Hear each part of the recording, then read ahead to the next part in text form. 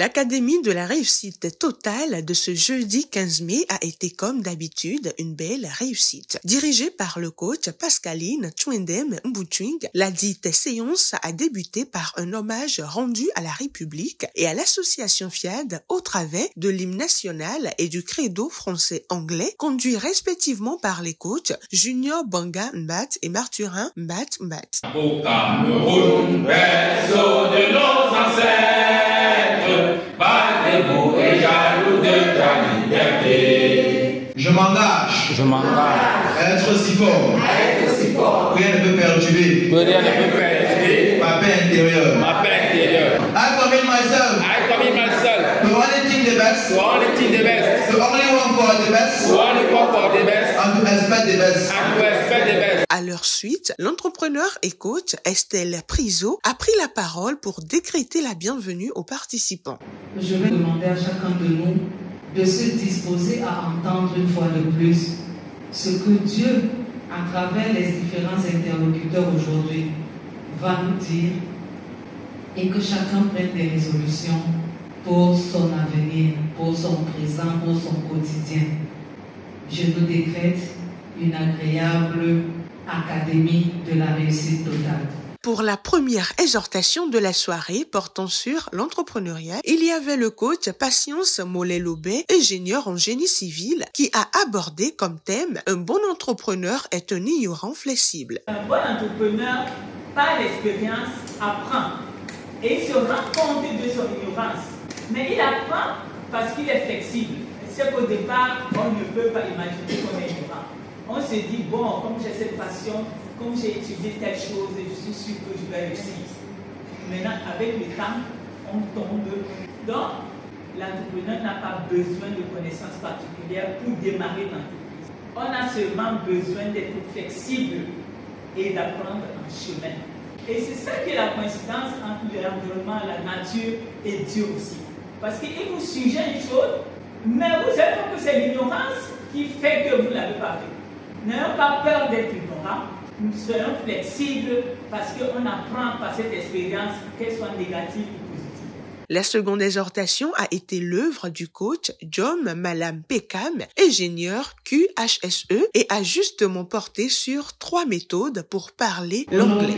Je réalise que mon parcours valide les 3 techniques du coach Pognon que j'appliquerai sans même les connaître. La première, c'est le boring, c'est-à-dire parler sans complexe. Ce que dit le coach, c'est que vous pouvez mélanger le français et l'anglais comme un enfant. L'audace prime sur la perfection. La technique numéro 2, c'est l'immersion via les appareils.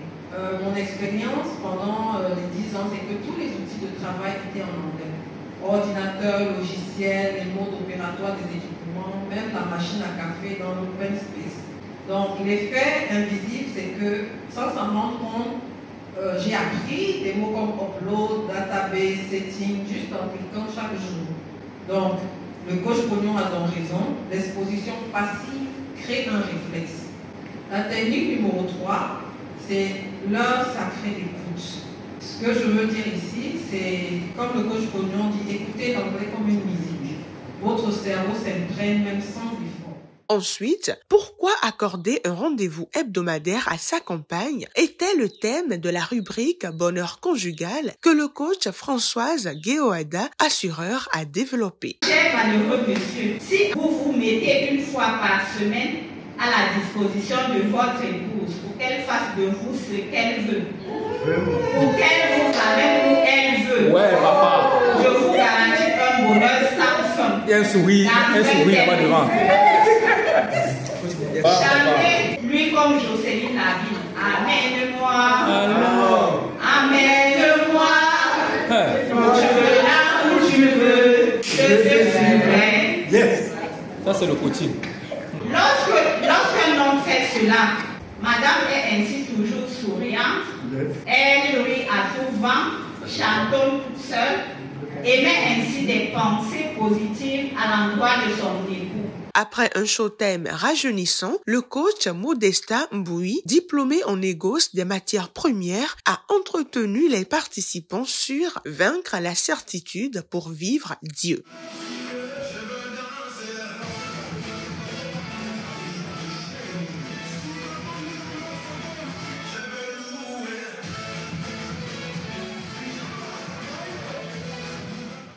sans Dieu dans ma vie, je vivais des maladies.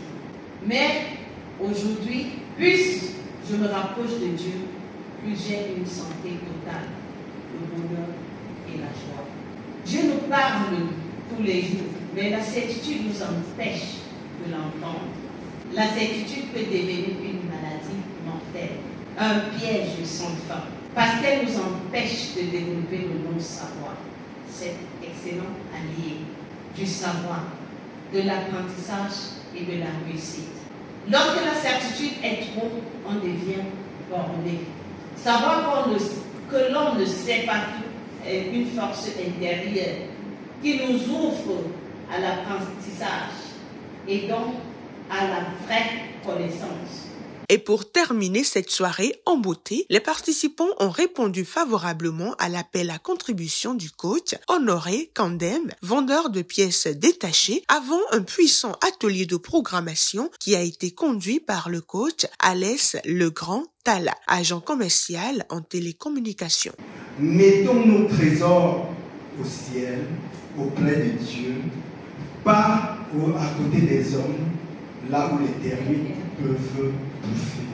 Ce qui veut dire que de temps en temps, pour dire merci à Dieu, pour dire Seigneur, j'ai fait ma part, il reste maintenant ta part, nous devons créer le besoin et laisser Dieu faire sa part.